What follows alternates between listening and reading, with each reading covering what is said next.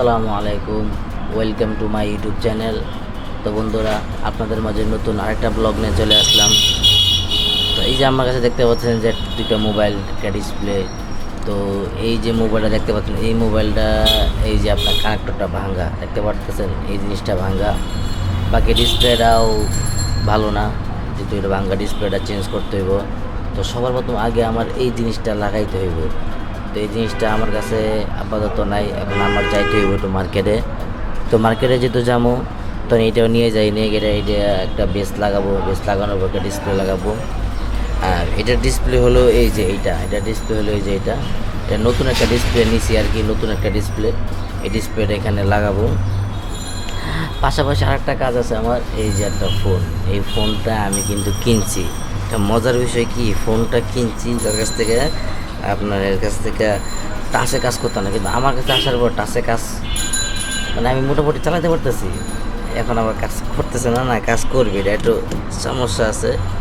সমস্যা হইলো প্রথম অবস্থায় কাজ করতে চায় না, হ্যাঁ যাই হোক, প্রথম অবস্থায় কাজ করতে চায় না, পরে ঠিকই কাজ করেন।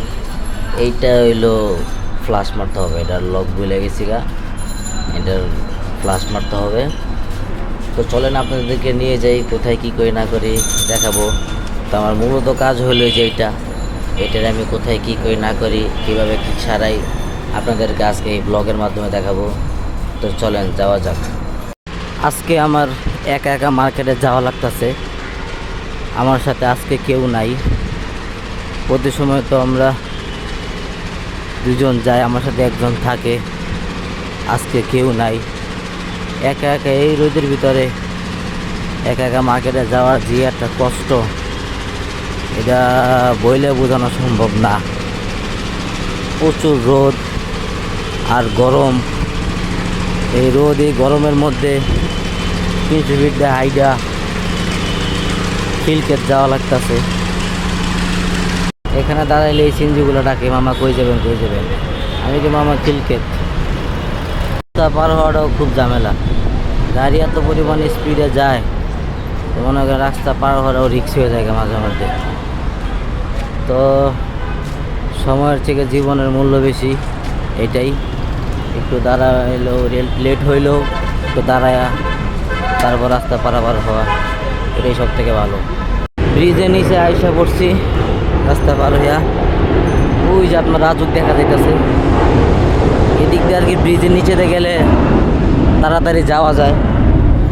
বাসেও উঠতে পারি না, বাসে এই টাইমে উঠলে যে পরিমাণের মানে গরম বাসের ভিতরে, আর বাস তো খালি থাকেই না, জ্যাম, প্রচুর জ্যাম।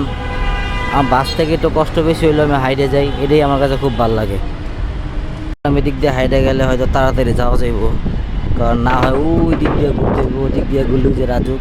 আর আমি যদি এদিক দিয়ে যাই সোজা হাইডে, যদি আমি ডান দিকে ঢুকা একবারে সোজা রাজুকে চলে যেতে পারবো, তাহলে এদিক দিয়ে আমার তাড়াতাড়ি হইব। কিন্তু এদিক দিয়ে আরেকটা ঝামেলা আছে, ঝামেলা হলো রোদ, প্রচুর রোদ। আজকে রোদের পাশাপাশি বাতাসও আছে, খুব বাতাস ভালোই, তারপরেও এইটুকু জায়গায় রোদ। পরে যে রেল লাইনের ওইদিকে আপনার ছায়া আছে। আমার চ্যানেলটা এখনও যারা সাবস্ক্রাইব করেন নাই, তারা অবশ্যই আমার চ্যানেলটা সাবস্ক্রাইব করে দিবেন, কারণ এই দেখেন আপনাদের জন্য কত কষ্ট করে রোদের ভিতরে এই ভিডিওগুলো বানাইতেছি, ভিডিও করতেছি একমাত্র আপনাদের ভালোবাসাই। তো আপনারা আমার চ্যানেলটা বেশি বেশি সাবস্ক্রাইব করে দিবেন এবং আমাকে সাপোর্ট করবেন।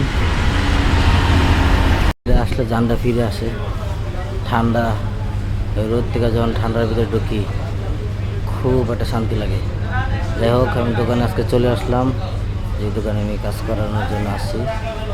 ওই যে ভাই, এই যে পাশে যে আছে, এই পাশে তার কাছে কাজ করে আমি, খুবই ভালো। আপনারা চাইলে আসতে পারেন যে কোনো সমস্যার জন্য।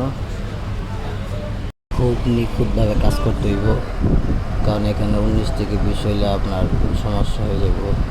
খুব নিখুঁতভাবে এটা আপনার সুন্দর করে কাজ করতে হইব। আপনারা কমেন্ট করে বলেন যে আপনাদের কাছে কাজটা কেমন লাগতেছে, আপনাদের কাছে কি মনে হয়, এটা হবে কি হবে না, কমেন্ট করে বলেন। খুব নিখুঁতভাবে কাজ করা হইতেছে, খুব সুন্দরভাবে।